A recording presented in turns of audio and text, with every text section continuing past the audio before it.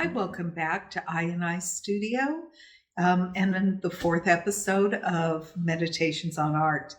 I'm technically on vacation, so I'm going to have a little bit more time in the studio.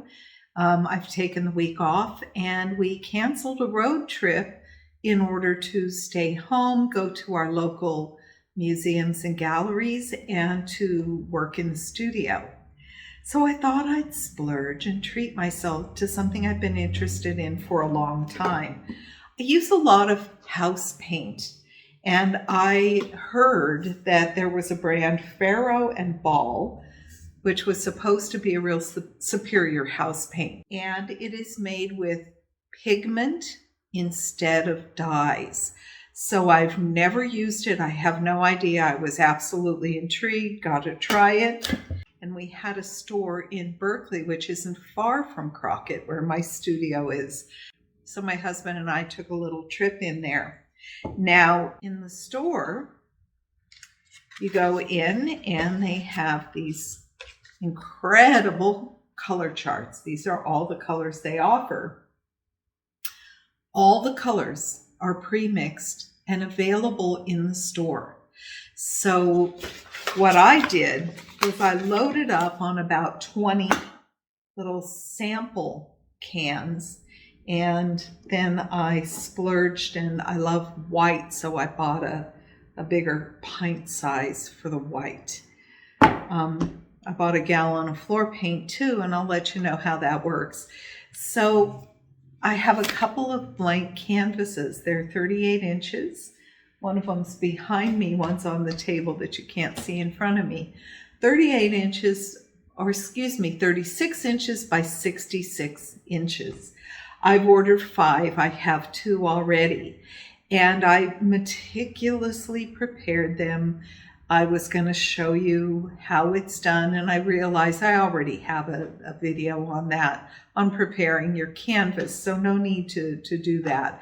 I put on these 3 coats of gesso, and then I put a coat of light modeling paste blended with gesso, and I troweled it on.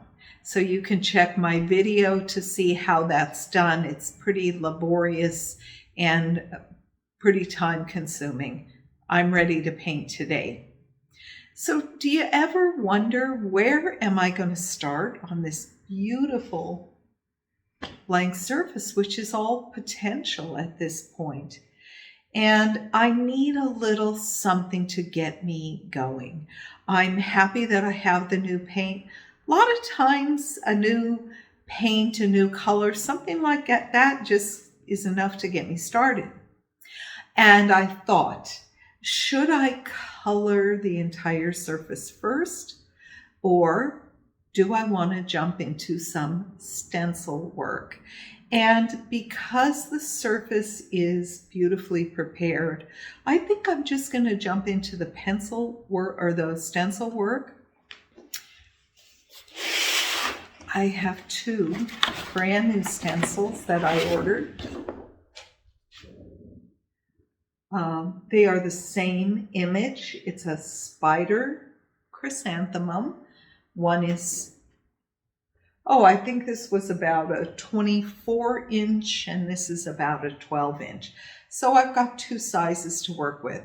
So let's get started and see what happens when we make some marks on these beautiful fields of potential. I have a lot of choice here with these beautiful little sample cans of paint, and they're all a different color.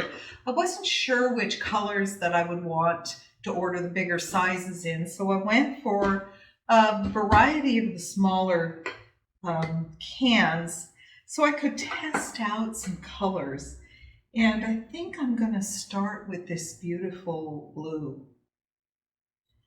So haven't even opened these yet, so I have no idea what a house paint made with pigments is all about. So normally when I start a new can of house paint, I'm going to give it a little stir. And this does seem to be a pretty heavy viscosity. People ask me, why do you prefer house paints? It's not that I prefer house paints.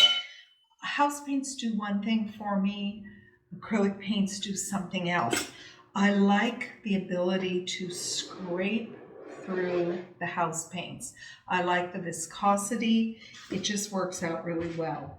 There's a couple of ways that I lay out stencils.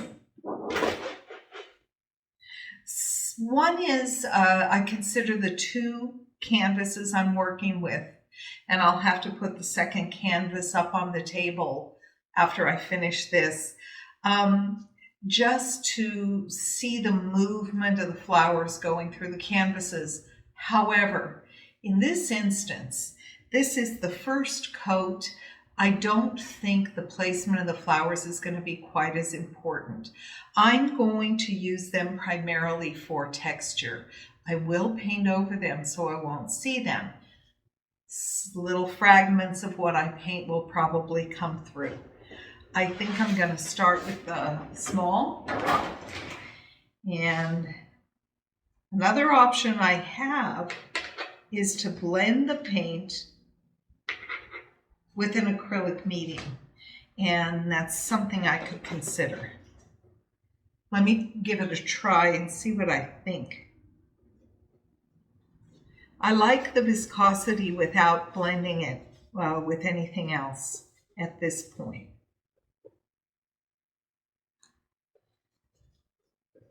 This is my starting off. I don't have to worry at all about the outcome in this layer.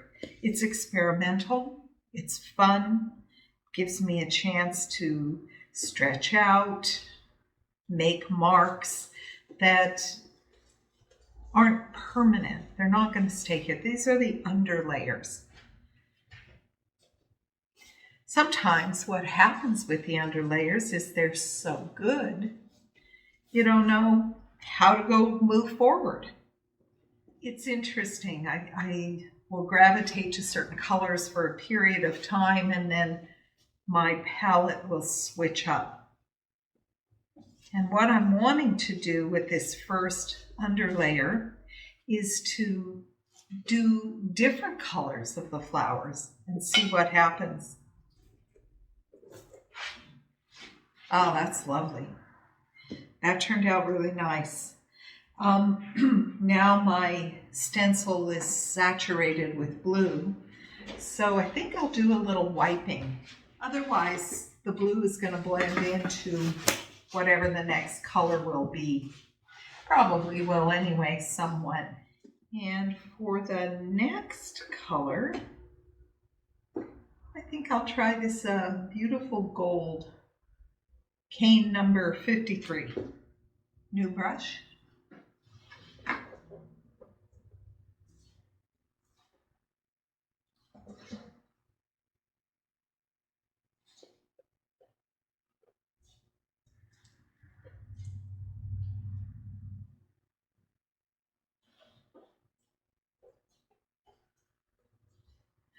A lot of the paints that I buy these days in the hardware store are already mixed with a primer.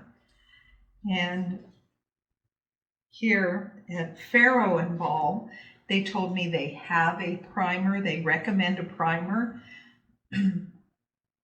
I wouldn't worry about a primer on my artwork.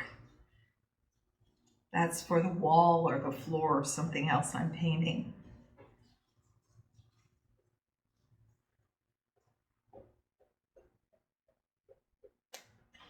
Okay.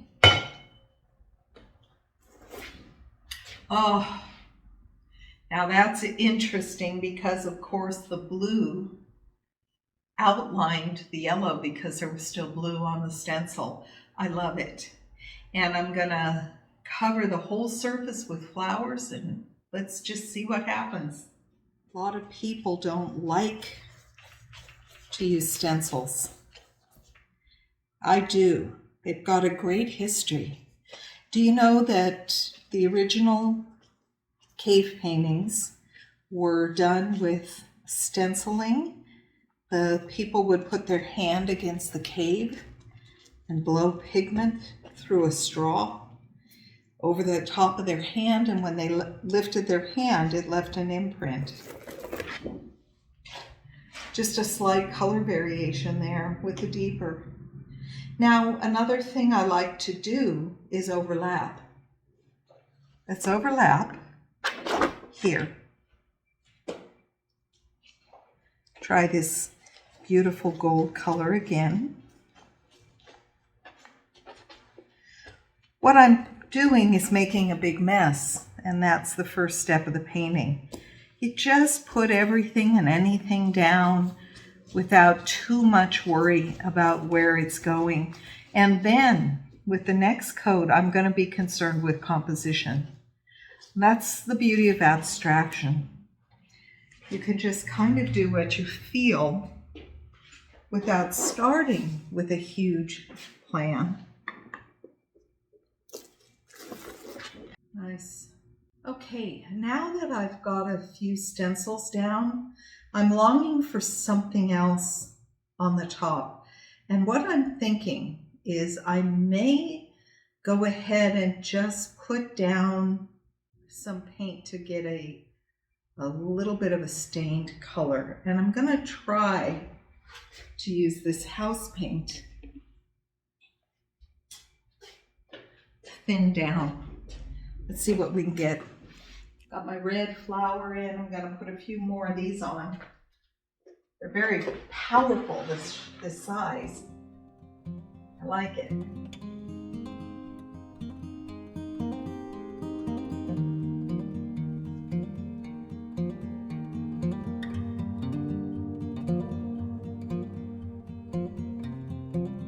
That's pretty interesting. I think I need one more large. I'm going to make a slight color change. This one is called Charlotte's Locks. It's a little more in the orange range than the last flower. One more flower, keeping the wet paint on the stencil. It will matter. It'll blend. Overlapping, crossing over the edge of the two canvases. Are y'all familiar with my rust solution? A lot of times I use this, and I always teach it in my workshops. This is a concoction made of white vinegar, steel wool, and then it's activated with hydrogen peroxide. I'm going to just make some marks. They won't be as dense as the paint.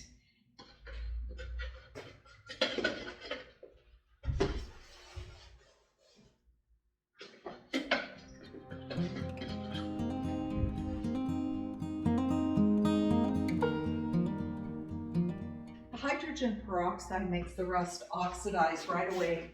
So I'm kind of throwing in a little background color, and I'm using an off-white.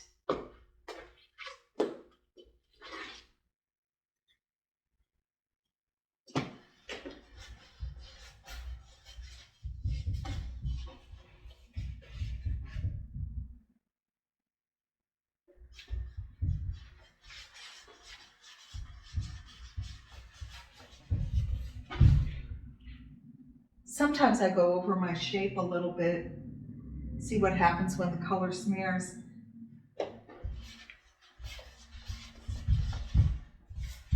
It's not a coloring book after all.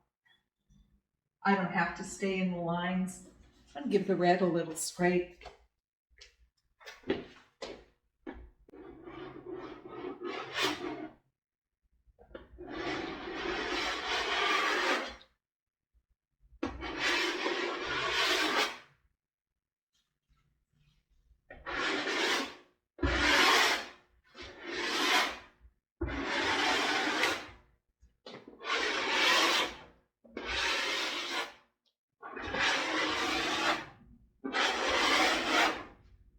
So there we are. We have a start. I'll keep you posted. We'll watch where it goes. I'm sure we'll all be surprised. It won't look anything like this. Do I want a big floral? I'm not sure. Do I want a geometric abstraction? A lot of times I like that combination of both. That's pretty likely. So anyway, I'll see you back here next week for our 5th lesson, our 5th meditation on art. What I'm doing is just kind of bringing you into my thought process. And I do love an interactive audience. So if you'd like to put your comments about what gets you started on your paintings, go ahead and leave a comment. I'll answer and we'll start a conversation. In the meantime, art is a practice. Practice makes perfect. Please go to your studio, enjoy yourself, and post a picture if you'd like. I'd love to see what you're doing too. Take care.